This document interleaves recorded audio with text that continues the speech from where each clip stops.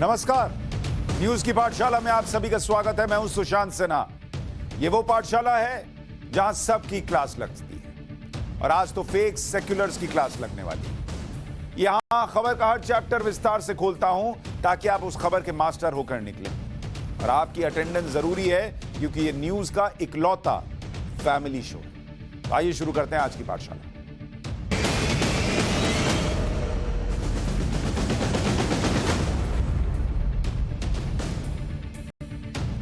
सबसे पहले आपको बताऊं पाठशाला में आज आपके लिए क्या लेकर आया हूं। पाठशाला में कश्मीर फाइल्स को कौन बैन करना चाहता है, क्या यह हो सकता है और क्यों बैन करने के पीछे कुछ लोग पड़ गए हैं, वो आपको बताऊंगा। और फेक सेक्युलरों की फाइल खुलेगी आज पाठशाला, उनकी क्लास लगाऊंगा। ये सेक्युलरिज्म के नाम पर जो लोग फेक एजेंडा चला रहे हैं उनकी क्लास लगेगी। 4 लाख हिंदुओं का दर्द दिखाना गुनाह कैसे हो गया भाई, आज इसकी चर्चा होगी। इसके अलावा कांग्रेस के परिवार बचाओ कल्चर का चैप्टर खोलूंगा और आपको बताऊंगा कि कैसे हर बार जब कांग्रेस चुनाव हारती है तो एक बलि का बकरा ढूंढा जाता है ताकि गांधी परिवार को बचा लिया जाए। हर बार यह होता है। 5 हार परिवार की जयकार, दूसरे कसूरवार। यह कैसे सेट हो गया है और कैसे दूसरों की बलि चढ़ाई जाती है कांग्रेस के अंदर गांधी परिवार को बचाने के लिए, आज इसका चैप्टर भी खोलेंगे। लेकिन सबसे पहले पाठशाला में कश्मीर फाइल्स।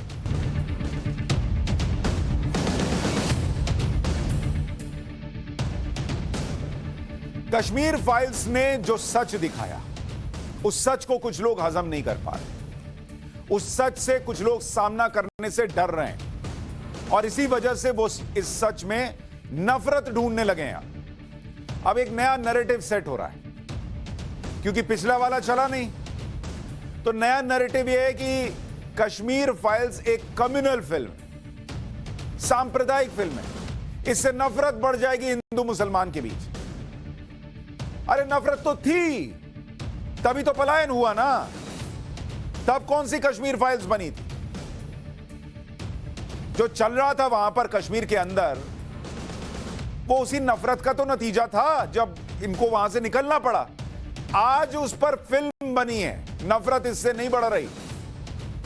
कुछ लोग कह रहे हैं फिल्म को बैन कर दीजिए। जिस फिल्म ने रिकॉर्ड बनाए हैं और रिकॉर्ड बनाती जा रही है, वीकडेज में लोग फिल्म देखने नहीं जाते। ये फिल्म वीकडेज में भी 18-18 करोड़ कमा रही है, बड़े बड़े बैनर्स की फिल्म को पीछे छोड़ रही है।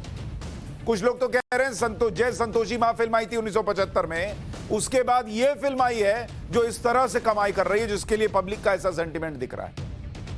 और कुछ लोग चाहते हैं बैन कर दो। आज कश्मीर फाइल्स में पाठशाला में इन्हीं फर्जी सेक्युलर्स की क्लास लगाऊंगा क्योंकि यह वो देश है जहां अल्पसंख्यकों पर अत्याचार होते हैं। खूब बहस कर लो, फिल्में बनती हैं, बड़े बड़े लेख लिखे जाते हैं। एक व्यक्ति 2 व्यक्ति की जान जाए, जान तो सबकी बराबर होती है, तो देश में हंगामा होता है। यहां कुछ लोग बेशर्मी से बैठकर पूछ रहे हैं अरे इतने मरे थे, 200 मरे थे, 400 मरे थे, 500 मरे थे, तो ये जेनोसाइड कैसे हो गया, नरसंहार कैसे हो गया? बेशर्मी देखिए। और अगर आप इस देश में बहुसंख्यक पर अत्याचारों की बात कर दीजिए, उनके दर्द को दिखा दीजिए, तो आप सांप्रदायिक हो जाएंगे। ये इस देश में सेक्युलरिज्म की परिभाषा गढ़ी गई है, आपके दिमाग में भरा गया है।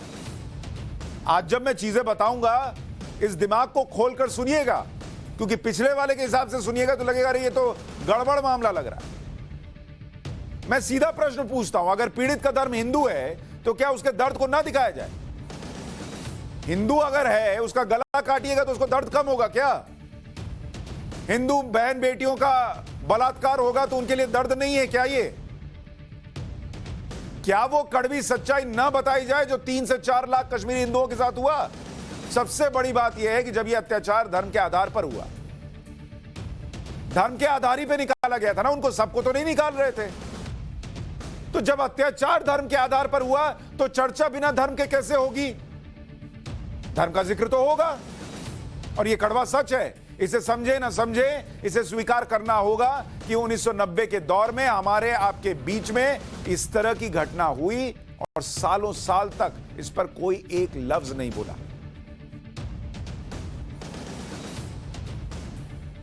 ये फिल्म जो है ना, वो मुसलमानों से नफरत करना नहीं सिखाती, वो हिंदुओं से प्रेम करना सिखाती है कि ठीक है ये बहुसंख्यक होंगे लेकिन इनका भी दर्द जो है वो दर्द है। सिर्फ बहुसंख्यक हैं इसलिए इनके मामले में चुप हो जाओ, ये नहीं हो सकता। सीखो इतिहास से। कश्मीर फाइल्स को बैन करने की मांग करने वाला जो बड़ा नाम है वो है बदरुद्दीन अजमल का। बदरुद्दीन अजमल असम से सांसद है और AIUDF नाम की पार्टी का अध्यक्ष है। पहले बदरुद्दीन अजमल क्या कह रहे हैं वो सुनिए, फिर आपको बताऊंगा कि ये लोग क्यों कश्मीर फाइल्स के पीछे पड़ गए। मैं देखाও নাই, मैं सिनेमा देखा নাই। এনেকুৱা কোনো এটা ফিল্মক যিমান জলদি হয় দিল্লী গভর্নমেন্টে, সেন্ট্রাল গভর্নমেন্টে আর আমার ব্রডকাস্টিং মিনিস্ট্রিয়ে একটু ব্যান্ড করে দিব লাগে। আজি আমার ভারতবর্ষের এই পরিবেশটো নাই। 30-40 বছর আগৰ এটা ঘটনা, তাৰপিছত তো নীলিৰ ঘটনা হৈছে আৰু বিভিন্ন জায়গাত ঘটনা হৈছে। এইটোৰ ওপৰতো কোনো ফিল্ম বনোৱা নাই। এইটো বনোৱা হৈছে only to create communal feelings আর একটু বড়ার কারণে যে হিন্দু মুসলমানের ভিতরে একটা খজিয়া হোক, মারামারি হোক কোন জায়গা, এইটো এতিয়া হ'ব নালাগে। বহুত বেয়া সিচুয়েশন আছে। मौलाना बदरुद्दीन अजमल असम में पार्टी चलाते हैं। अब आप ये सोचिए कि अचानक वो इतने क्यों परेशान हो गए। हिंदू मुसलमान के बीच झगड़ा हो जाएगा, नफरत फैल जाएगी, क्यों? इसको समझना पड़ेगा। जो पार्टी वो असम में चलाते हैं उस पार्टी ने मुस्लिम वोट बैंक के सहारे ही असम की राजनीति में जगह बनाई। आप दिन भर मुसलमान मुसलमान करते हैं और दूसरों को कह रहे हैं आप हिंदुओं का दर्द भी मत दिखाइए, क्योंकि आप दिखाएंगे तो हिंदू मुसलमान हो जाएगा इस देश के अंदर। अरे तुम पहले अपनी राजनीति में हिंदू को तो लेकर आओ। तुम्हारे यहां तो हिंदू मीटिंग है, उसको रबर से मिटा दिया है और चर्चा करते हैं। AIUDF जो कि बदरुद्दीन अजमल की पार्टी है, इसने 2006 में असम में पहला चुनाव लड़ा था और इसको 9% वोट मिले। 9% वोट मिले और इसको 10 सीटें मिली, 10 सीट मिली। 2011 में यानी 5 साल बाद इस पार्टी को असम के अंदर 13% वोट मिले और 18 सीट मिली। 13% वोट, 18 सीट, मतलब सीट 8 बढ़ी और वोट प्रतिशत 4% बढ़ा। 2016 में इस पार्टी को 13% वोट और इसकी सीटें जो है वो 13 रह गई, 13 सीट मिली। 2021 के चुनाव में 2021 इनका वोट प्रतिशत घटकर 10% रह गया और सीटें जो हैं वो 16 हो गई।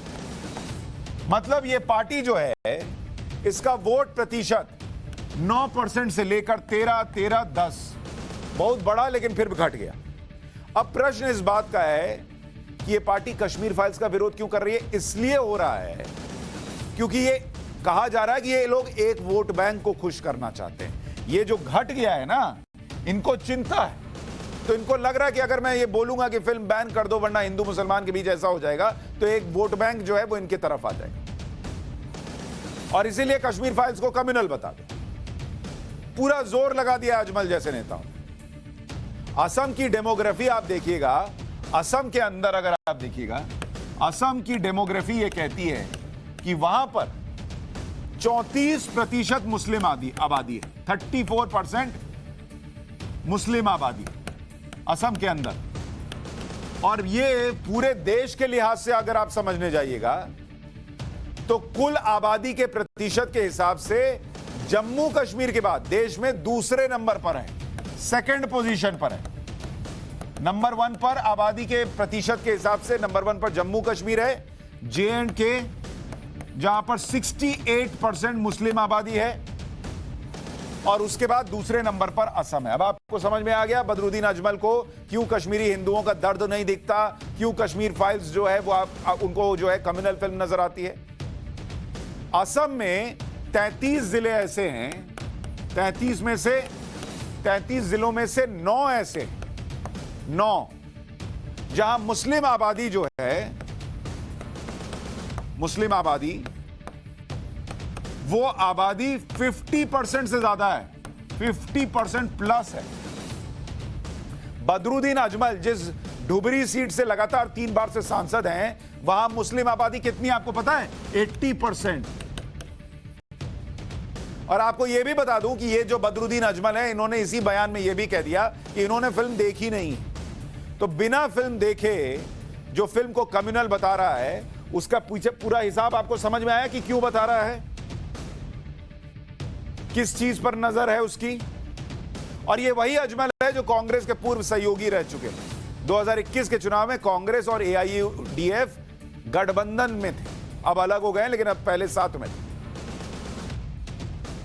कश्मीर फाइल्स को लेकर जो बात असम में बदरुद्दीन अजमल कह रहे हैं, वही बात कश्मीर में महबूबा मुफ्ती कह रहे हैं। महबूबा मुफ्ती ने भी एक ट्वीट किया कि the manner in which GOI is aggressively promoting Kashmir files and is weaponising pain of Kashmiri pandits makes their ill intention obvious.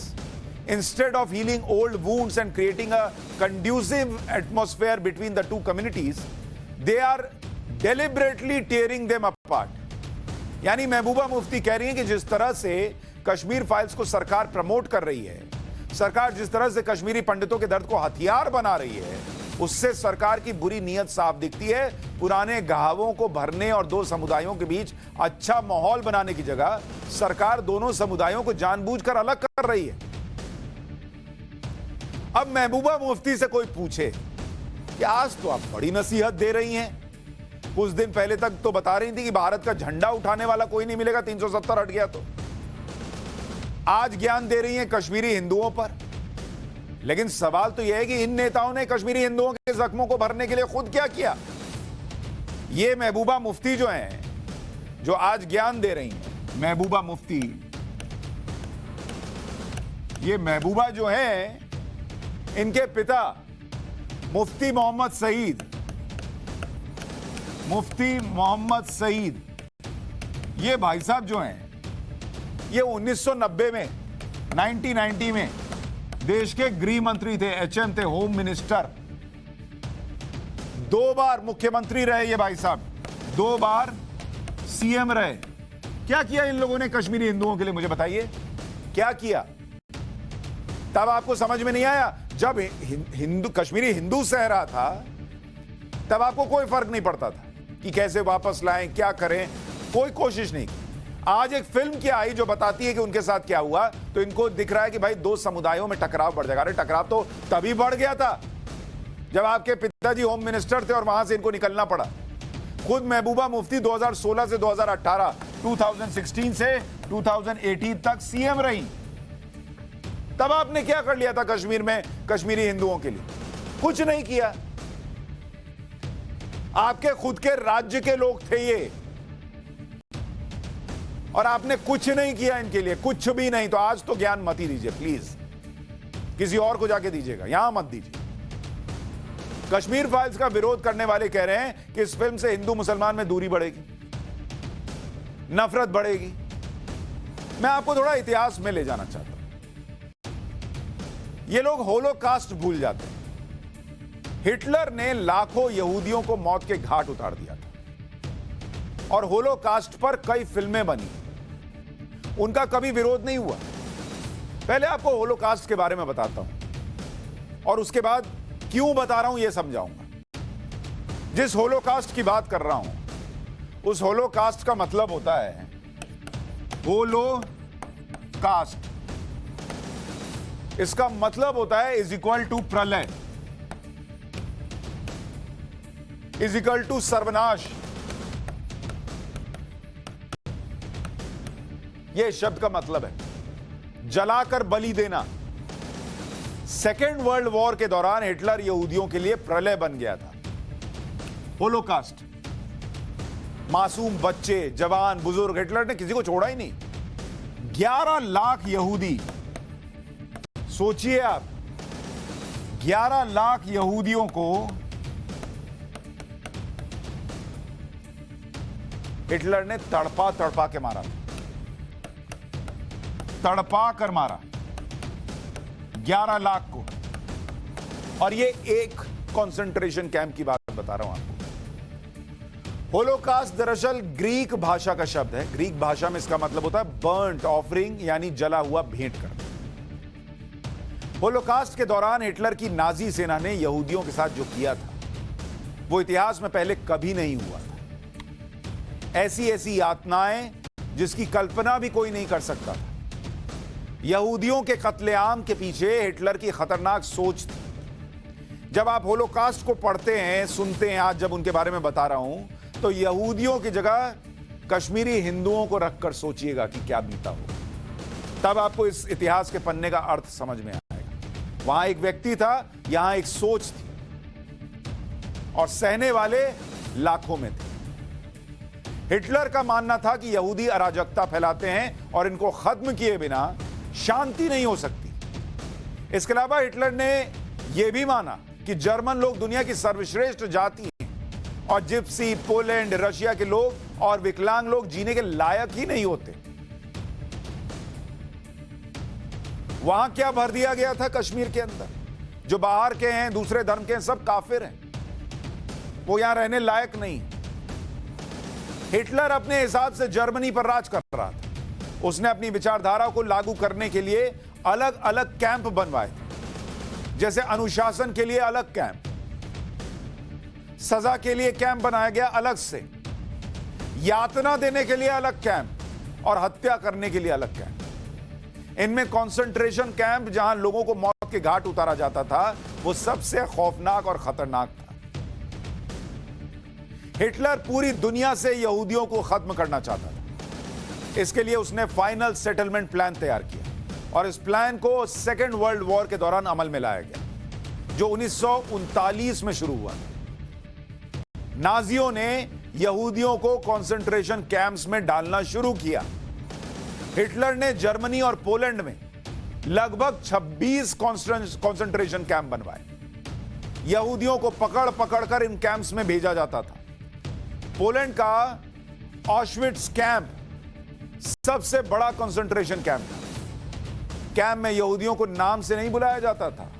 हर कैदी को एक नंबर दिया जाता था और नाम से बुलाने पर सजा मिलती थी। उनकी पहचान ही मिटा दी जाती थी। उनका हर डॉक्यूमेंट जला दिया जाता था। सिर्फ एक मुहर या नंबर दे दिया जाता था। कैंप में आने पर यहूदियों के बाल कटवा दिए जाते थे। यहूदियों से दिन भर काम करवाया जाता था। खाने के नाम पर दिन में 1 कप सूप दे दिया जाता था। कश्मीरी हिंदू जिन कैंप्स में रहे, वो ऐसा कंसंट्रेशन कैंप तो नहीं था, लेकिन उनका दर्द भी आप सोचिए। फिल्म में एक सीन है ना कि अनुपम खेर के पास खाने के लिए कुछ नहीं है और वो बिस्किट चाट कर फिर से डब्बे में रख देते हैं कि कोई दूसरा खा सकेगा, बच्चा खा सके। महसूस कीजिए चीजों को। अगर इंसान है, यहूदियों को मारने के लिए 1942 में पहला गैस चैम्बर बनाया गया। एक गैस चैम्बर कम पड़ा तो 4 और गैस चैम्बर बनाए गए। ऑश्विट्स कैंप में 4 शवदाह बनाए गए। शवदाह में रोजाना 5000 लाशें जलाई जाती थी। यूरोप के 6 लाख यहूदियों को गैस चैम्बर में मार डाला गया। करीब 5 लाख युद्ध बंदियों की भी गैस चैम्बर में मौत हो गई। कहा जाता है, जिस ऑश्विट्स कैंप का जिक्र कर रहा हूं, वहां 2.25 लाख से ज्यादा बच्चे थे और 2 लाख मार दिए गए। सोचिए क्या सहा है यहूदियों ने। और अभी बताऊंगा ये सब क्यों बता रहा हूं। हिटलर और नाजियों का नरसंहार 1945 तक चलता रहा। 27 जनवरी 1945 को जब रूस की सेना ऑश्विट्स कंसंट्रेशन कैंप पहुंची और उसका दरवाजा खोला, तो इतिहास के सबसे बड़े नरसंहार का खुलासा हुआ। ऑश्विट्स कैंप में लगभग 9,60,000 यहूदियों को मारा गया था। बच्चे, बूढ़े, किसी को भी नहीं बख्शा। बुजुर्गों के लिए तो कहते उनको कैंप में लाते ही मार देते थे कि ये किसी काम के नहीं है। अपाहिजों के साथ यही करते थे। ऑश्विट्स कैंप में 7,000 यहूदी भूख से तड़पते मिले थे। कैंप में लाखों लोगों के जूतों और कपड़ों का अंबार लगा था। 6,500 किलो से ज्यादा इंसानी बाल कैंप से मिले थे। सोचिए, सिर पर जो बाल है उसका वजन क्या ग्राम में भी ज्यादा नहीं होता होगा। 6,500 किलो बाल मिले थे। नाजियों के कंसंट्रेशन कैंप में यहूदियों को जानवरों की तरह रखा जाता था और सजा देने के लिए नाजी सैनिकों की तैनाती होती थी। अकेले ऑशविट्स कैंप में 7,000 सैनिक डिप्लॉय किए गए। यहूदियों पर हिटलर और नाजियों के अत्याचार की सबसे पहली गवाही एनी फ्रैंक नाम की लड़की की डायरी है। एनी फ्रैंक का जन्म 1929 में जर्मनी के फ्रैंकफर्ट में हुआ था। एनी और उनका परिवार यहूदी था। 4 साल की उम्र में एनी परिवार के साथ नीदरलैंड आ गई। 1940 में जर्मनी ने नीदरलैंड पर कब्जा कर लिया।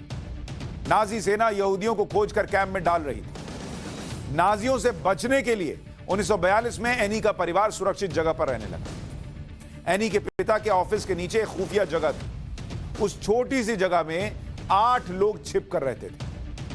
एनी ने यहीं पर अपनी डायरी लिखनी शुरू की। डायरी में 12 जून 1942 से 1 अगस्त 1944 तक का जिक्र है। 2 साल तक एनी अपने परिवार के साथ छिपकर रही। एनी ने डायरी में अपनी तकलीफ और हिटलर के डर के बारे में लिखा।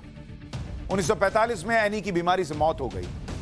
उसके पिता ने 1947 में अपनी बेटी की डायरी पहली बार पब्लिश करवाई। Diary of a young girl नाम से इसे पब्लिश किया गया। Diary of a young girl नाजियों के अत्याचार का पहला दस्तावेज है। दुनिया भर में इसकी 3 करोड़ से ज्यादा कॉपियां बिकी। एनी फ्रैंक की कहानी पर अब तक 26 से ज्यादा फिल्में बन चुकी हैं। अब आप कहेंगे ये बातें मैं आपको क्यों बता रहा हूं? ऐसे ही नहीं बता रहा हूं। होलोकास्ट पर दुनिया भर में कई फिल्में बनी। आपको उन फिल्मों और डॉक्यूमेंट्रीज के नाम भी बताता हूं, और ये इसलिए बता रहा हूं कि आपको समझ में आए कि यहूदियों की जो प्रताड़ना है, नाजियों का जो अत्याचार है, वो उसके समानांतर आपको कुछ नहीं मिलेगा। इतना भयावह है, बावजूद उसके उस पर फिल्में बनी। और यहां कश्मीरी हिंदुओं के साथ जो होता है उस पर कहते हैं फिल्म मत बनाओ वरना कम्युनलिज्म फैल रहा है। क्यों सच ना दिखाओ? जब यह सच दिखाया जा सकता है जो इतना भयावह है, तो कश्मीरी हिंदुओं का सच क्यों नहीं दिखाया जा सकता? और जिस होलोकास्ट की बात कर रहा हूं, 500 से ज्यादा फिल्में बनी हैं। 500 प्लस फिल्में बनी, जिसमें डॉक्यूमेंट्रीज भी हैं। होलोकास्ट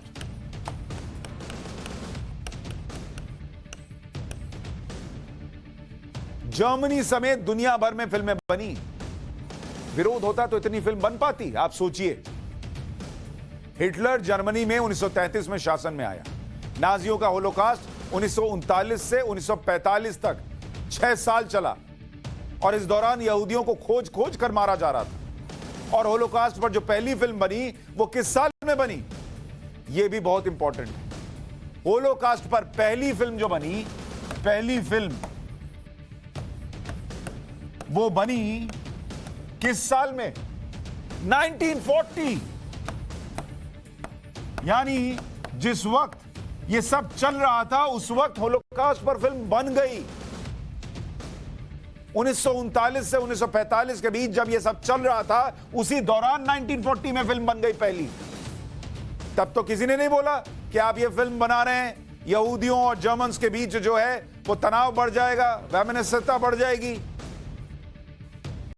चलते में फिल्म बन गई। यहां 32 साल बाद एक फिल्म बनाओ, वो भी लोगों को बर्दाश्त नहीं हुई। और इस फिल्म का नाम था नाइट ट्रेन टू म्यूनिक। यह इस फिल्म का नाम था जो 1940 में बनी थी। इस फिल्म में नाजियों के कंसंट्रेशन कैंप्स के बारे में बताया गया। सोचिए, होलोकास्ट के दौरान ही उसकी क्रूरता पर फिल्में बननी शुरू हो गई, और हमारे यहां कश्मीरी पंडितों के पलायन के 32 साल बाद फिल्म बनाने पर आइए तो बदरुद्दीन अजमल कहते हैं बैन कर दो फिल्म को। महबूबा मुफ्ती कहती हैं नफरत फैलाई जा रही है। होलोकास्ट पर वैसे तो सैकड़ों फिल्में बनी, लेकिन कुछ फिल्मों के बारे में आपको जानना चाहिए जिनको देखकर यहूदियों पर नाजियों के अत्याचार के बारे में पता चलता है। जैसे the diary of Anne Frank, जो अभी बच्ची की कहानी बता रहा था, उस पर फिल्म बनी है 1959 में। फिर शिंडलर्स लिस्ट, बहुत फेमस फिल्म है, 1993 में बनी। लाइफ इज ब्यूटीफुल 1997 में। डिवाइडेड वी फॉल 2000 में। द पियानिस्ट 2002 में। द रीडर 2008 में। आप सोचिए ना भाई, 500 से ज्यादा फिल्में बनी है। तो कुछ नाम बता रहा हूं। लोगों की कमी नहीं है जिन्होंने फिल्म बनाई। और यहां कल बताया जा रहा था कि दरवाजा खटखटाते रहे बड़े बड़े बैनर्स और डायरेक्टर्स का कि कोई फिल्म बना दो, एक फिल्म बनाने वाला नहीं मिल रहा था कश्मीरी हिंदुओं को। ये तो वो फिल्में हैं जिन्होंने दुनिया को होलोकॉस्ट की सच्चाई दिखाई, यहूदियों पर हिटलर और नाजियों के अत्याचार, दमन और मौत की हकीकत का चेहरा सामने रखा। दुनिया भर में इन फिल्मों को सराहा गया, इन फिल्मों के डायरेक्टर्स और प्रोड्यूसर्स की तारीफ हुई होलोकॉस्ट का खौफ दिखाने के लिए। लेकिन हमारे देश में कश्मीर फाइल्स में सच्चाई दिख रही है तो लोगों को बर्दाश्त नहीं हो रहा। बैन कर दो कहते हैं, कैसे बैन कर दोगे भाई? आपको लगता है पब्लिक बैन होने देगी? अगर सच इतना नंगा है कि डर लग रहा है, कि लोगों को पता लग रहा है, तो उस बात को तब समझना था जब वो अत्याचार कर रहे थे। तब तो कर रहे थे, तब नहीं दिख रहा था कि क्या कर रहे हो। आज दुनिया उसको याद भी ना करे, उसको देखे भी नहीं। किसी को मतलब ये लोग चाहते हैं हिस्ट्री का वो पन्ना जला दो, फाड़ दो, किसी को बताओ नहीं। क्यों? क्योंकि वो हिंदुओं पर फिल्म है और बहुसंख्यकों पर फिल्म है। हिटलर और नाजियों को होलोकॉस्ट पर बनी किसी फिल्म का कोई विरोध नहीं हुआ। किसी ने यह नहीं कहा कि फिल्म देखने के बाद यहूदी बेकाबू होकर जर्मन लोगों के खिलाफ हो जाएंगे। किसी ने यह नहीं कहा कि 2008 में फिल्म बनाने की क्या जरूरत है, पुरानी बात हो गई, अब दुनिया बदल गई। हिटलर को आज भी जर्मनी में खलनायक के रूप में याद किया जाता है। इतिहास की सच्चाई चाहे जितनी कड़वी हो, वो सही रूप में सामने आनी चाहिए और उसी तरह से स्वीकार की जानी चाहिए और उससे सीखना चाहिए कि आगे ऐसी गलती ना हो। आप जिस फिल्म को हिंदू मुसलमान के बीच वैमनस्यता बढ़ाने वाली बता रहे हो, उस फिल्म को हिंदुओं के साथ साथ मुसलमानों को भी देखना चाहिए। आप देखो कि क्या हुआ इस देश में एक बड़ी आबादी के साथ, और अगर वाकई इस देश में सेक्युलरिज्म है तो साथ में बैठ के देखो, तब मानूंगा। अब पाठशाला में पॉलिटिकल साइंस की क्लास लगाऊंगा।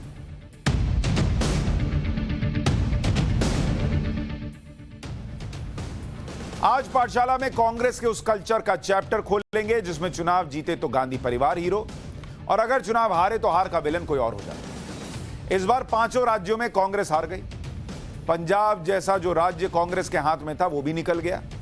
फिर भी कांग्रेस में सोनिया गांधी की कुर्सी बनी हुई है, प्रियंका वाड्रा की कुर्सी बनी हुई है, राहुल गांधी से तो कोई कुछ कहने ही वाला नहीं है। उल्टे यही लोग बैठकर उन राज्यों के नेताओं से इस्तीफे ले रहे हैं जहां जहां कांग्रेस हारी। मतलब सब तय इन लोगों ने किया, सब इनकी मर्जी से हुआ।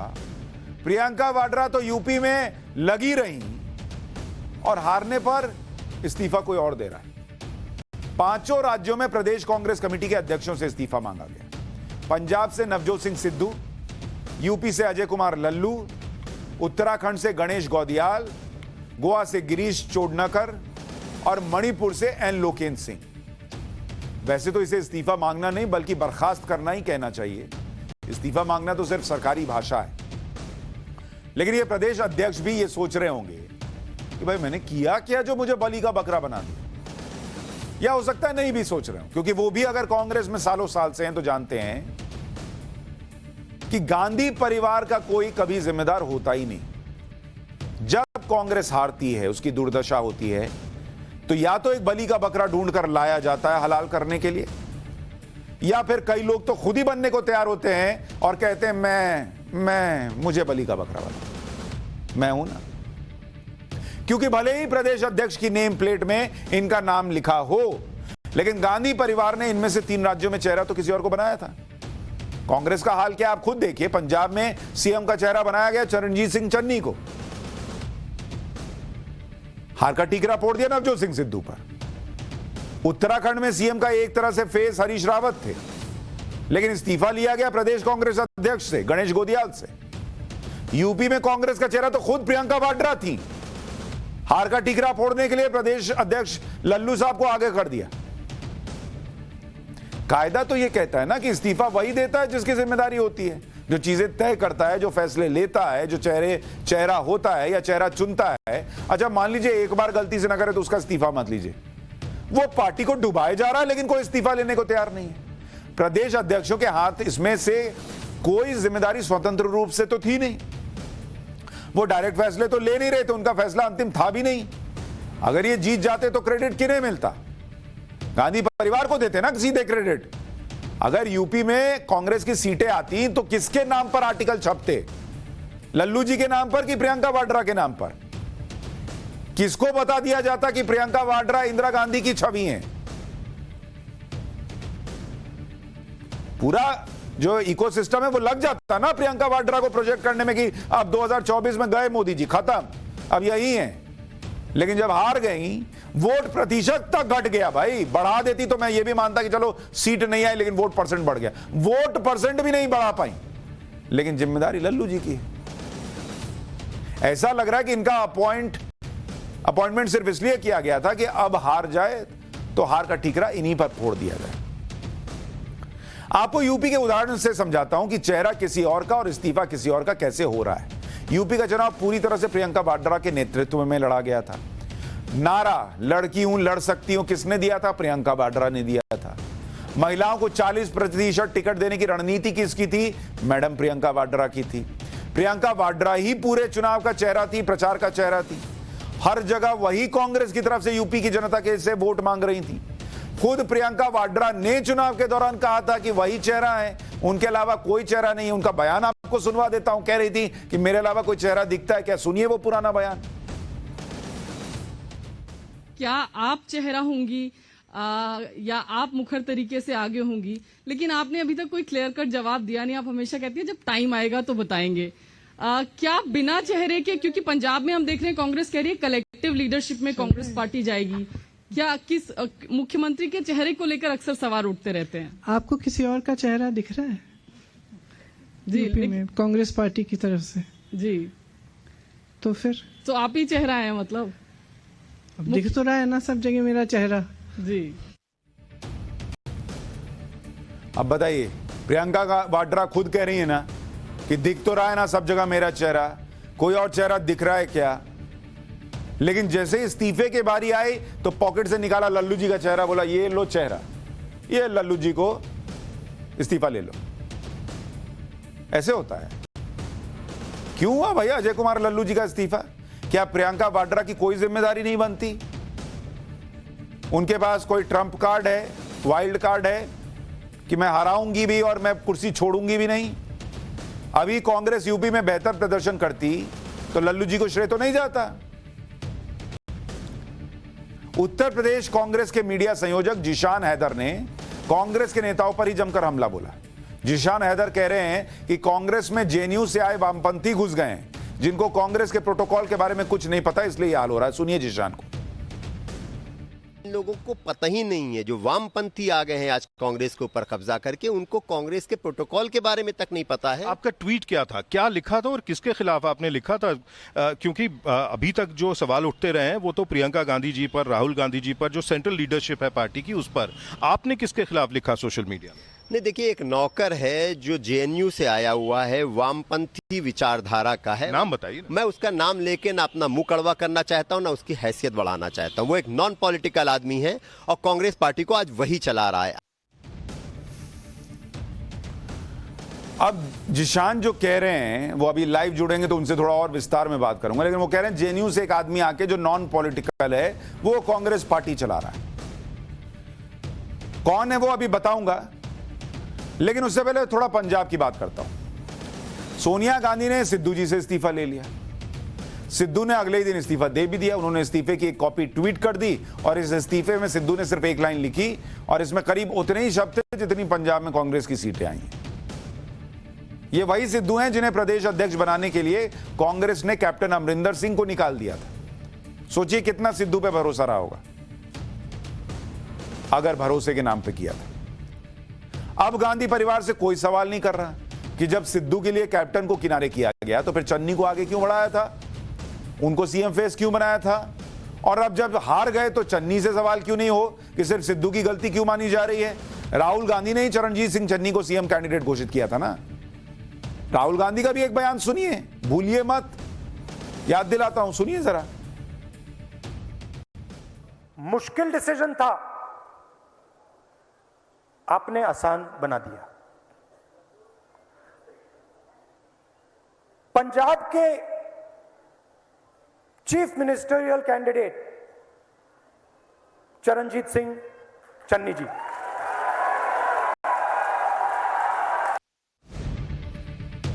बताइए किसने घोषणा की थी? राहुल गांधी ने की थी। इसी मंच से राहुल गांधी ने तो यह कह दिया था कि सिद्धू जी की नस काटो और चन्नी जी की नस काटो, उसमें से पंजाब निकलेगा। नस कटवा रहे थे, इतना अंदर तक झांक लिया था। लेकिन जब पत्ता कटने की बारी आई तो कट गई सिद्धू जी की नस। भी सिद्धू जी का कटेगा, पत्ता भी सिद्धू जी का कटेगा, ऐसे चलेगा। गांधी परिवार ने जिसे सीएम कैंडिडेट बनाया वो हारे, जिसे प्रदेश अध्यक्ष बनाया वो भी हार गए। चन्नी और सिद्धू में फर्क कितना है? चन्नी और सिद्धू में फर्क ये है कि सिद्धू एक सीट पर हारे, चन्नी दोनों सीट पर हार गए। तो जिनको आपने सीएम फेस बनाया वो तो दो पे हार गए। तो आप इस्तीफा दो ना भाई, आपसे कौन मांगेगा। लेकिन गांधी परिवार ने सिद्धू की जगह चरणजीत चन्नी को चुनाव में आगे किया। सोच ये थी कि चन्नी के नाम पर दलितों के वोट मिलेंगे, लेकिन खुद चन्नी को कितने वोट मिले पहले वो देख लीजिए। आपका आकलन, मतलब इन लोगों का कैलकुलेशन देखिए, इनको क्या कैलकुलेशन करते हैं। चन्नी को देखिए कि चन्नी को चमकौर साहिब से वो जब लड़े, चमकौर साहिब वहां से वो चुनाव लड़े और उनको कितने वोट मिले? वो 7,942 वोट के अंतर से हारे। इतने वोट के अंतर से हारे।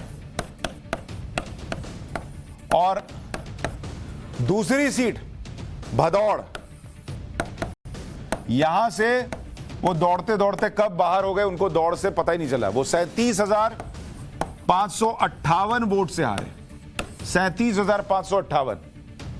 अब आप मुझे बताइए, जो आदमी खुद को वोट नहीं दिला पा रहा, वो राहुल गांधी की पसंद था कि ये पंजाब में कांग्रेस को वोट दिलाएगा। तो आपका सिलेक्शन गड़बड़ है ना बॉस। आपको नहीं दिख रहा, आपको समझ में नहीं आ रहा, लेकिन इस्तीफा आपका नहीं होगा। पंजाब में हार के कारणों पर सोनिया गांधी ने पंजाब के सांसदों के साथ बैठक की। पंजाब के 8 सांसद इसमें शामिल हुए। बैठक में सांसदों ने हार का ठीकरा स्क्रीनिंग कमेटी के चेयरमैन अजय माकन और प्रभारी हरीश चौधरी पर फोड़ दिया।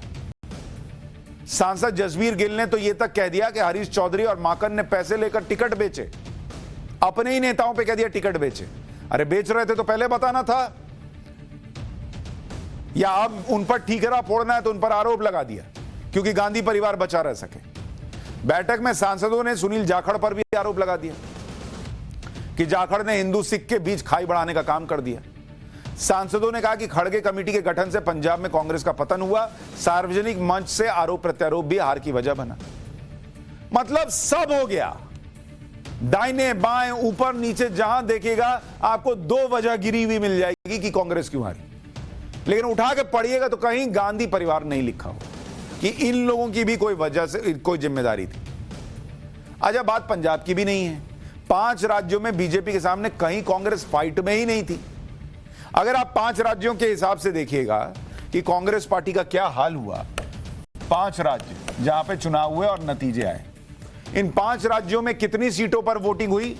इसमें कुल सीट थी 5 राज्यों को अगर आप मिला दीजिए विधानसभा सीटें तो 690 थी, 690। इस 690 में कांग्रेस को कितनी सीट आई? मात्र 55 सीट आई। और बीजेपी को कितनी आई? 356 सीट आई। मतलब आपसे 301 सीट ज्यादा। आप लड़ाई में हैं, लेकिन गांधी परिवार से कोई पूछ ही नहीं सकता। 690 सीटों में से कांग्रेस ने कैंडिडेट कितने उतारे थे? कैंडिडेट कांग्रेस ने उतारे थे 690 में से 680 पर कैंडिडेट उतारे। और हारे कितने कैंडिडेट? कांग्रेस के 82% कैंडिडेट हार गए। कैसा सिलेक्शन कर रहे थे भाई? 82% कैंडिडेट आपके हार गए, लेकिन गांधी परिवार से कोई सवाल नहीं। यूपी में तो कांग्रेस का परफॉर्मेंस ऐसा था कि जमानत जब्त होने का रिकॉर्ड बना लिया। अगर आप यूपी का देखने जाइएगा, यूपी के अंदर कांग्रेस का रिकॉर्ड, यूपी में 97% कैंडिडेट कांग्रेस के, उनकी जमानत जब्त हो गई। 97% उनकी जमानत जब्त हुई। और प्रियंका वाड्रा से कोई प्रश्न नहीं, जो कह रही थी मैं ही चेहरा हूं, उनके चेहरे के आगे मुखौटा लगा दिया गया लल्लू जी का और इस्तीफा ले लिया गया। 97% कैंडिडेट आपके नाम पर चुनाव लड़ रहे हैं, हार जा रहे हैं, जमानत जब्त हो जा रही है, और प्रियंका वाड्रा की कोई जिम्मेदारी नहीं, कोई नहीं बोलेगा इनसे, ऐसा हाल चल रहा है। यूपी के अंदर कांग्रेस 399 सीट पर लड़ी, कांग्रेस का बता रहा हूं, 399 सीट पर, और जमानत जब्त हुई, जमानत जब्त हुई 387 सीट पर। मतलब वहां तो कोई किसी का मजाक भी नहीं उड़ा सकता कांग्रेस वाला, तुम्हारा भी, तुम्हारा भी, तुम्हारा भी, सबका जब्त। मात्र 12 कैंडिडेट ऐसे थे जो जमानत बचा पाए। इनको तो भाई मेडल वेडल दे देना चाहिए, सोनिया गांधी से मेडल दिलवा दीजिए, ऐसी हालत है। हमारे साथ जिशान हैदर जुड़ रहे हैं, पूर्व कांग्रेस नेता हैं, यूपी में पार्टी के मीडिया संयोजक थे, यूपी कांग्रेस के प्रवक्ता थे, और अभी आप उनको सुन भी रहे थे। अब चूंकि कुछ सवाल उन्होंने उठा दिए तो अनुशासनहीनता के आरोप में पार्टी ने 6 साल के लिए निकाल दिया है, ऐसा कहा जा रहा है। जिशान भाई कैसे हैं आप? बिल्कुल बढ़िया, धन्यवाद, नमस्कार। ये क्या हो रहा है कांग्रेस में, अगर आप बता सकें। मैं आपका बयान सुन रहा था, हमारे ही चैनल को आप दे रहे थे, कह रहे थे कि कोई जेएनयू वाला आकर हावी हो गया है और वही पूरी पार्टी चला रहा है। जी बिल्कुल, देखिए मैं ये सवाल लगातार उठा रहा हूं, और मैंने इसीलिए चुनाव के रिजल्ट के एक दिन पहले इस्तीफा दिया था अपने पदों से, कि कोई ये ना कहे कि चुनाव के बीच में इस्तीफा दे दिया, या ये ना कहे कि रिजल्ट आने के बाद इस्तीफा दे दिया। और जहां तक एक्सपेंशन की बात है, तो कर ही नहीं सकते, मैं सदस्य हूं अखिल भारतीय कांग्रेस कमेटी का, मुझे निकाल सकती है सिर्फ और सिर्फ सोनिया गांधी। तो ये जेएनयू वालों को यह भी नहीं पता है कि क्या प्रोटोकॉल है। ये आ गए यहाँ पे, और जितना आप जो बता रहे थे अभी, 399 सीट्स पे जो लड़े थे और 387 पे जमानत जब्त हुई है, तो ये सिर्फ और सिर्फ उसी जेएनयू गैंग की वजह से जब्त हुई है। और मैं एक चीज और आपको बता दूं सुशांत जी, अब आज जो है एआईसीसी की तरफ से उत्तर प्रदेश और 5 राज्यों में एक एक नेता को बनाया गया है प्रभारी, जो हार के कारण पता करेगा। मैं आपको एक और इंसिडेंट बता दूं, इस जेएनयू गैंग का जो सरगना है, जो एक नौकर है प्रियंका जी का, उसका एक और इंसिडेंट बता दूं इन्हीं नेता जी के लिए। जितेंद्र भंवर सिंह जी हमारे उत्तर प्रदेश के मीडिया एडवाइजरी कमेटी के हेड बना के भेजे गए। उन्होंने एक मीटिंग करी, और वो मीटिंग उन्होंने करी उस नौकर को बिना बताए, उन्होंने मीटिंग कर ली उत्तर प्रदेश कांग्रेस में। और मैं आपको बताऊं कि उनके निकलते ही पीसीसी के अंदर उस मीडिया एडवाइजरी कमेटी को भंग कर दिया गया।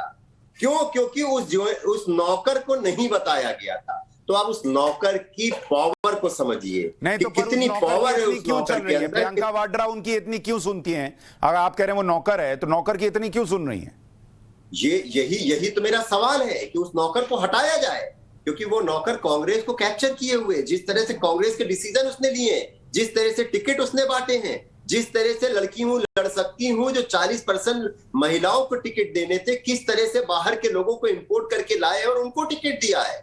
यही तो मेरे सवाल है। तो उसका नाम लीजिए ना, अगर आप नाम क्यों नहीं लेते उसका, बताइए दुनिया को। मैं उसका नाम इसलिए नहीं लेता हूं कि वो राजनीतिक आदमी नहीं है, और एक नौकर का नाम लेके मैं उसका कद नहीं बढ़ाना चाहता हूं, इसलिए मैं उसका नाम नहीं लेता। अरे सर, पर कद तो बढ़ा ही हुआ है। जब आदमी पूरी कांग्रेस पार्टी चला रहा है तो उसका कद तो ऑलरेडी बढ़ा हुआ है। बढ़ा होगा, हमारी निगाह में उसका कद बिल्कुल नहीं बढ़ा है। तो प्रियंका वाड्रा की नजर में क्यों बढ़ गया? कुछ तो किया होगा ना उसने। नहीं, बिल्कुल, आज उसने जो बंटाधार किया उत्तर प्रदेश में, वो उसी का किया धरा है, टिकट उसी ने बांटे हैं, सारा। अरे पर जिशान भाई, अगर आप सारा उस पे डाल दीजिएगा, जेएनयू गैंग पे डाल दीजिएगा, तो फिर तो प्रियंका वाड्रा को बचा लिया गया ना भाई। अरे प्रियंका वाड्रा कोई बच्ची है, उनको नहीं समझ में आ रहा है कि ये पार्टी को डुबा रहा है। जिशान भाई को समझ में आ रहा है, उनको नहीं समझ में आ रहा है। मैं यही कहता हूं सुशांत जी कि प्रियंका, आप एक चीज बताइए, प्रियंका गांधी हो गई या राहुल गांधी हो गई, इनकी मेहनत में कोई कमी नहीं रहती है, लेकिन उनके आसपास के जो सिपह सलार होते हैं वो पूरा फटिया लगा देते हैं। और मैं फिर एक चीज बार बार कह रहा हूं कि जिस तरह से इसने सारी की पोस्टों पे उत्तर प्रदेश कांग्रेस के, आप तो बहुत पुराने वरिष्ठ पत्रकार हैं, आपको पूरी दुनिया के बारे में पता होता है, 5 बड़ी पोस्टों पे इसने अपने लोगों को लाके बैठा दिया है, जेएनयू के और कम्युनिस्ट लोगों को। और आज प्रियंका गांधी जी से अगर मैं मिलना चाहूं तो मैं नहीं मिल सकता हूं। मैंने इसीलिए सोशल मीडिया के माध्यम से ये आवाज उठाई कि कम से कम उनको ये पता चले कि उस जेएनयू के उस नौकर की वजह से आज उत्तर प्रदेश के तो कांग्रेस प्रियंका के वाड्रा कितने से लोग कोई नहीं व्यथित मिल हैं। सकता? जी प्रियंका वाड्रा से कोई पार्टी का कार्यकर्ता मिल नहीं सकता है? नहीं, कोई भी उसके थ्रू ही मिलेंगे, उसके आदमियों के थ्रू ही मिलेंगे, डायरेक्ट मिल ही नहीं सकते। मैंने 5 दिन पहले इस्तीफा दिया था, मैं लगातार कह रहा हूं मुझे समय मिले, नहीं मिला मुझे समय अभी तक। मैं चाहता हूं मैं मिलूं, मैं अपनी बात रख सकूं, बट मैंने ये कहा है कि मैं अकेले में मिलना चाहता हूं। ये ना हो कि वो जेएनयू गैंग का कोई आदमी साथ में बैठा हो। मैं पहले भी कई बार मिला, लेकिन हमेशा उनके लोग बैठे रहे तो मैं कोई बात ही नहीं कर सकता कोई नेताओं के साथ।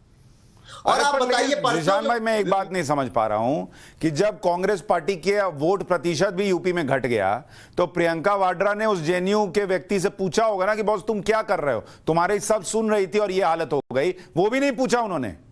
मैं वही कह रहा हूं सुशांत जी। अब कल उत्तर प्रदेश कांग्रेस की एक समीक्षा बैठक दिल्ली में बुलाई जाती है। उस समीक्षा बैठक में भी 80% लोग वो होते हैं जिन्होंने हरवाया है। आप बताइए, आप उन्हीं से समीक्षा कर रही हैं जिन्होंने उत्तर प्रदेश हरवाया है, और उसमें भी वही जेएनयू गैंग पूरा का पूरा बैठा होता है, तो कोई कहां से अपनी बात रख सकता है। मैंने कल ये ट्वीट इसीलिए किया था कि अगर प्रियंका जी आप समीक्षा बैठक कर रही हैं तो 1 to 1 सबसे मिलिए और जेएनयू गैंग का कोई आदमी ना मिले, कम से कम। अरे पर लेकिन जिशान भाई, इसका मतलब ये प्रियंका वाड्रा को पॉलिटिक्स नहीं आ रही है, उनको पार्टी चलाना नहीं आ रहा है। ये तो बेसिक बातें हैं कि किससे मिलना है, किससे पूछना है और कैसे काम करना है, उनको नहीं आ रहा है। इसका मतलब आप बोलिए खुल के। नहीं, वो मुद्दे उठा रही है, जनता से जुड़े हुए मुद्दे उठा रही है, मैं ये कैसे मान लूं? वो चीजें सही बोल, लेकिन उनके अरे भाई जिशान भाई, मुझे एक बात बताइए, एक लड़का रात भर घिसता रहे पढ़ाई कर रहा हूं और एग्जाम में ही फेल हो जा रहा है, तो उसके रात भर घिसने का क्या मतलब? पढ़ाई उसके, इसका मतलब उसको किताब की बातें दिमाग में घुस नहीं रही हैं। I totally agree with you. मैं यही बात आपसे कह रहा हूं कि प्रियंका गांधी जी मेहनत कर रही हैं, लेकिन जिस ढंग से मेहनत करनी चाहिए, राजनीति में हर चीज को साथ में लेके चलना पड़ता है, लेकिन वो सिर्फ और सिर्फ 7 दिन से राजनीति कर रही है। उनको यही नहीं पता है कि उनके आसपास के लोग कैसे हैं, तो हमें लगता है उनको ये चीज समझनी चाहिए। पर जिशान भाई, वो बहुत मेहनत कर रही हैं, लेकिन राजनीतिक समझ आपको है और आप कांग्रेस में बढ़ेंगे नहीं, आपको बाहर निकाल दिया जाएगा। यही तो कांग्रेस की समस्या है कि जिसको समझ में नहीं आ रहा है वो टॉप पर है और जो समझ रहा है वो बाहर है। तो यही तो पार्टी की दिक्कत है जो मैं समझा रहा हूं शो में। मैं मान रहा हूं आपकी बात। आपको बताऊं, मैंने जब ये स्टेप लिया है तो पूरे देश से कांग्रेसियों के मेरे फोन आ रहे हैं, और सिर्फ उस नौकर के लिए आप समझिए पूरे देश से ऐसे ऐसे नेताओं के मेरे पास फोन आ गए कि मैं सोच भी नहीं सकता था कि उससे कितने लोग प्रत्याशित हैं। और हर आदमी यही कह रहा है कि आपने आवाज उठाई, तो मैंने उनसे यही कहा, मैंने ट्वीट भी यही किया कि व्हाट्सएप पे कॉल करने वालों, अगर तुम्हारी रीढ़ की हड्डी हो तो लिखो भी, बोलो भी, क्योंकि कोई हिम्मत ही नहीं कर पा रहे, क्योंकि डरते हैं लोग। मैंने आपको जितेंद्र भवर सिंह जी का एग्जाम्पल दिया कि वो उससे बिना पूछे मीटिंग करने आते हैं तो वो निकलते हैं, तो लोग आपको व्हाट्सएप पे कॉल करते हैं डर के मारे कि आपका फोन रिकॉर्ड हो जाएगा। पता नहीं, बट व्हाट्सएप पे बहुत बड़े बड़े नेताओं के फोन आए मेरे पास, और पूरे देश से आए, महाराष्ट्र से लेके गुजरात और पंजाब से लेके राजस्थान तक, और आदमी अप्रिशिएट कर रहा था। तो मैंने कहा कि बताइए, आज अगर कांग्रेस पार्टी ऐसे लोगों के हाथों में है तो कांग्रेस पार्टी के यार, और अगर यही हाल रहा तो मैं आपको साफ साफ कह रहा हूं 2024 में भी कोई कहीं से कुछ नहीं दिख रहा है उत्तर प्रदेश में, अगर यही लोग कांग्रेस पार्टी चलाएंगे तो। ये बहुत बड़ी, आपको लगता है कोई चेंज कांग्रेस में होगा? प्रशांत जी, ये बहुत बड़ी बात है कि प्रियंका गांधी जी, जो हमारे सबसे बड़े चेहरों में से एक थी, अगर उत्तर प्रदेश की प्रभारी बनती हैं और उसके बाद 30 विधायक, पूर्व सांसद, पूर्व मंत्री कांग्रेस पार्टी छोड़ के जाते हैं, और उसके बाद प्रियंका जी कहती हैं कि वो जाएं तो जाएं, और हमें लगता है एक नेता तैयार करने में 20 साल लग जाते हैं, और इतने वरिष्ठ नेता जो मतलब उन्होंने जिंदगी दे दी। मतलब एक मंत्री रामकिशन द्विवेदी जी, उनकी जान चली गई पीजीआई में, एक दूसरे प्रदेश के यूथ कांग्रेस के प्रेसिडेंट थे, वो हॉस्पिटल में एडमिट है। उन लोगों को 11 विधायक सांसदों को निकाल के बाहर कर देता है ये जेएनयू का आदमी, जिस दिन प्रियंका जी उत्तर प्रदेश की प्रभारी बन के आती है। पर ये सुनने में ना अच्छा नहीं लग रहा, जेएनयू का आदमी। नाम लीजिए ना, आपको डरते हैं उससे, नाम लीजिए खुल के। उसकी इतनी हैसियत नहीं है कि मैं उससे डरूं, लेकिन मैं उसका नाम लेके उसका कद नहीं बढ़ाना चाहता हूं। मैं बार बार ये चीज कहता हूं, और आपको भी पता है, हमें भी पता है किसकी बात कर रहा हूं। नहीं, मुझे तो पता है, पर मैं आपके मुंह से सुनना चाहता हूं, मुझे तो सब पता है। मैं बोलूंगा भी नहीं। हर चैनल मुझसे उसका नाम लेना कहता है, लेकिन मैं उसका नाम लेता नहीं हूं, क्योंकि मैं उसका नाम लेके उसका कद नहीं बढ़ाना। मैं राजनीतिक आदमी हूं और वो एक नॉन पॉलिटिकल आदमी, उसका नाम लेके मैं उसका कद नहीं बढ़ाना चाहता।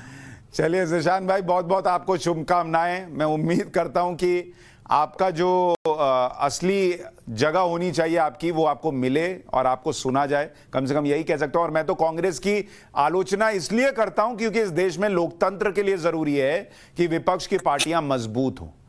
बिल्कुल। आप कभी मीडिया को गाली दीजिएगा, कभी सोशल मीडिया को दीजिएगा, कुछ नहीं मिलेगा। अंदर झांकिए या किसी ज़ीशान हैदर को सुनिए कि वो क्या कह रहे हैं। बहुत बहुत शुक्रिया ज़ीशान भाई हमारे साथ जुड़ने के लिए। बहुत बहुत धन्यवाद। हार के बावजूद कांग्रेस में वही हो रहा है कि जो कांग्रेस की परंपरा है। कांग्रेस वर्किंग कमेटी की बैठक में सोनिया गांधी ने गांधी परिवार के इस्तीफे की पेशकश की। सोनिया गांधी ने वर्किंग कमेटी की बैठक में कहा कि अगर आपको गांधी परिवार और मेरे नेतृत्व पर शंका है तो मैं इस्तीफा देने के लिए तैयार हूं। लेकिन पूरी वर्किंग कमेटी ने कहा कि आपका नेतृत्व सबको मंजूर है और बैठक में तालियां बजी। 4 घंटे तक बैठक चली। इसमें यह तय हुआ कि सोनिया गांधी अंतरिम अध्यक्ष बनी रहेंगी और राहुल गांधी और सक्रिय होंगे। यह पहले से सबको पता था कि इसके अलावा कुछ होना नहीं। और अगर कपिल सिब्बल जैसा कोई नेता कह रहा है कि ऐसे चलने वाला नहीं है, तो उसको सुनने के बजाय हंटर मारे जाए, क्योंकि वो तो सीधा सीधा कह रहे हैं कि गांधी परिवार को पार्टी का नेतृत्व छोड़ देना चाहिए, नेतृत्व का मौका किसी और को मिलना चाहिए।